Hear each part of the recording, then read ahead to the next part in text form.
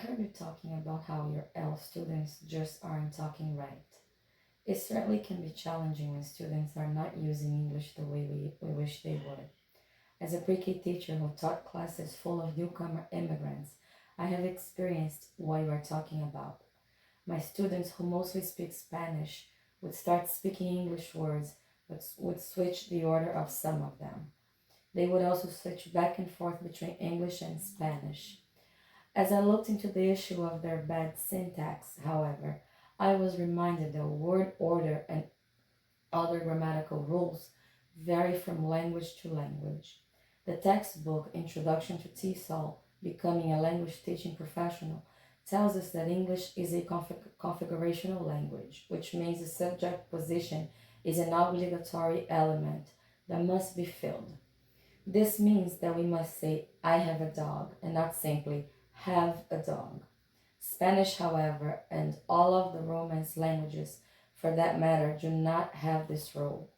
So when you hear your students saying, need a pencil, instead of I need a pencil, they are simply making a word for word translation from their original language to English. This actually means they are making progress. They have already associated the right vocabulary words from their home language to English. Now they only need some help with the new English rules.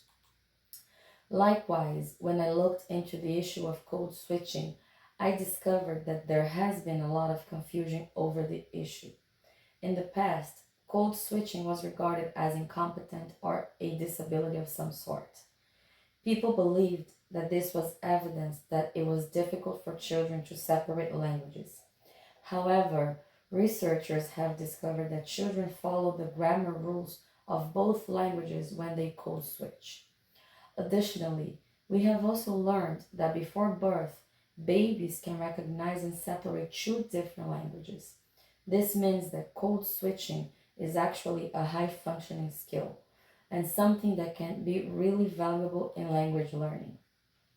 To help students develop their skills, the following activities can help. First, to help build their syntax skills in English, have students play a build a sentence card game. Here, the students can get into groups of 3 or 4 and go around the group picking up cards that each contain a word. Students will gather words until they can construct a grammatically correct sentence in English. Second, to help students speak full sentences in English without code switching within them, teachers can model English to them and help support their vocabulary acquisition. Sometimes, code switching occurs when children do not know particular words in English.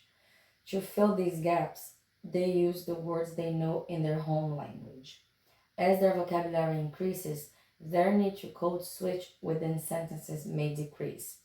That said, code switching itself is not a problem. It is actually a skill.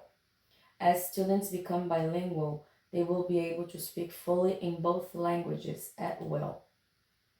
Third, to help with overall language development, teachers can create a learning environment that is full of English. This can include labels, posters, and other visuals, along with songs, videos, and other media in English. Through it all, I found it is helpful to stay connected with my students. Learning about their story and being genuinely interested in them helped them to connect with me and learn more from me. Thank you so much for all you do for your students. I hope these strategies can help you navigate the challenges you feel. Reach out to me anytime if you want to talk more about this.